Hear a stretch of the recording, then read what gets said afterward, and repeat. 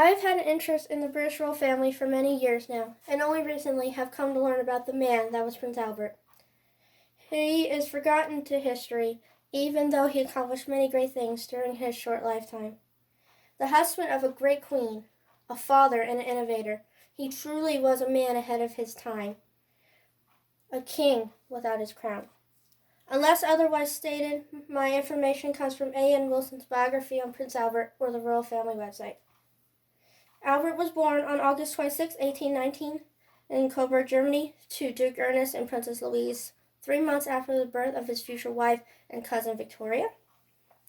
His parents would divorce in 1826 after his mother had an affair, even though his father had many affairs prior to that. And his mother would die 5 years after the divorce in 1831.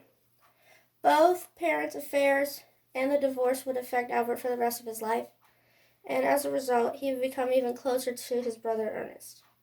He attended the University of Bonn in 1837 and 1838. He was very interested in art and music. He was an accomplished composer, singer, and amateur painter. He made a tour of Italy in 1838 through 1839, gaining further appreciation for the arts and architecture, as well as honing in his skills as a singer.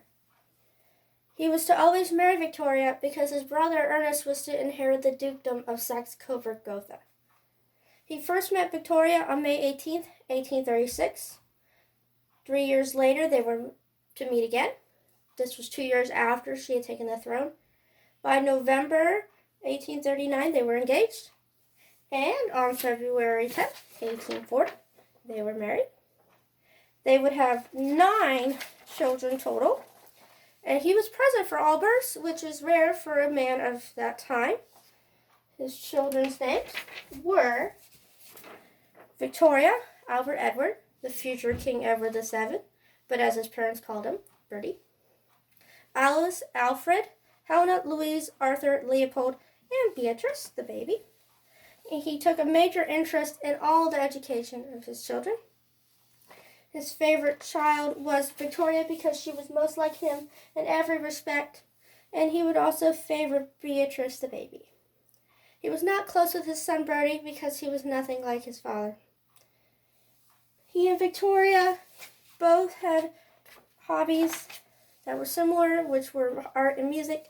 He also helped Victoria in her royal duties starting after the birth of their daughter Victoria in 1841.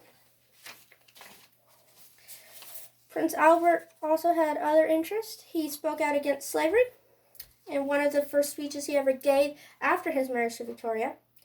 He was elected Chancellor of Cambridge in 1847, which helped institute the natural science and moral science tripos, which is the final exam you take before obtaining your bachelor's. He took an enthusiastic interest in photography. He took an active interest in army reform after the Crimean War. He was made Prince Consort in 1857, which is actually quite a big deal because only men who are born into the royal family, like Princes William and Harry, can actually become king. Men who marry into the royal family, such as the husbands of Queen Elizabeth or her granddaughters Beatrice and Eugenie, or even Charlotte, their husbands cannot be called king if they ever become queen. Only Prince Consort. So they are like a king, but no crown. He brought order to the royal collection. He had paintings and later photographs inventoried, examined, and restored.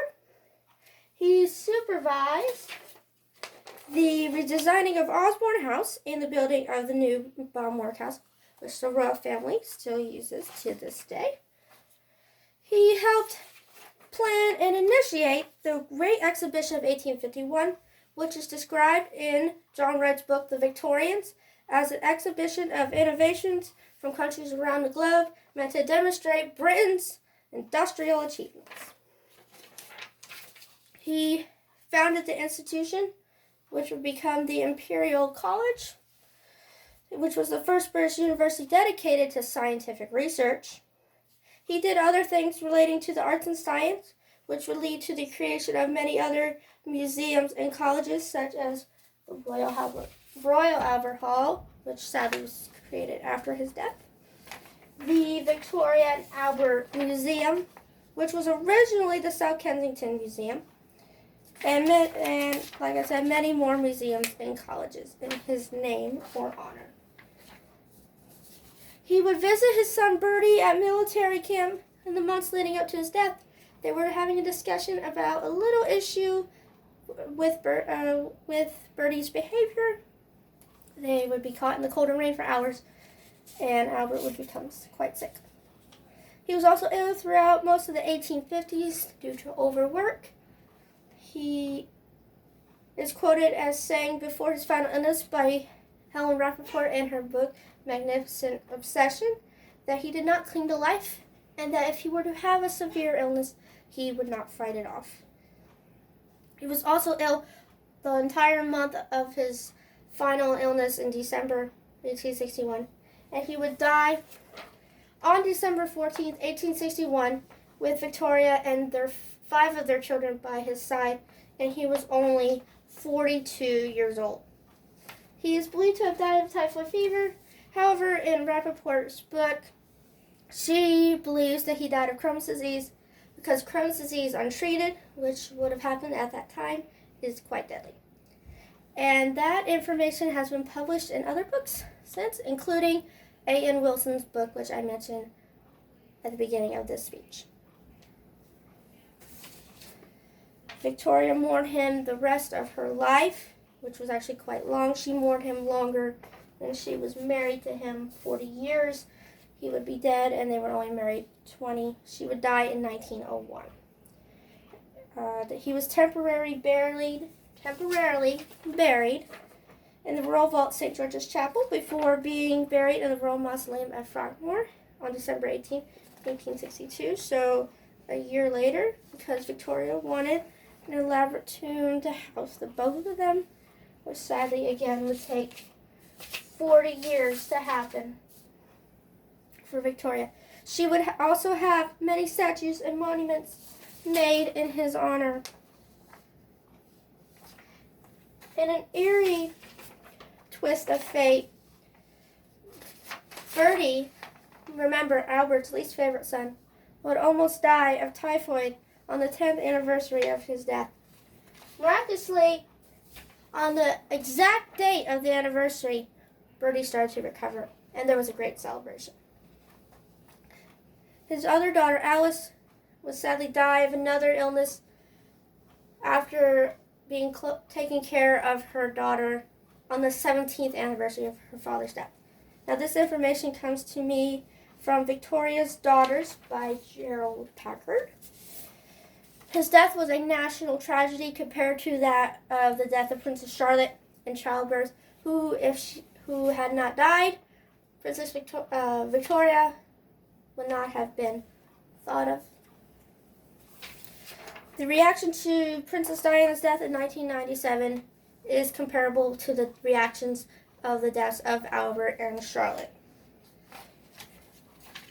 It's a tragedy that Albert's life and accomplishments have been forgotten in history.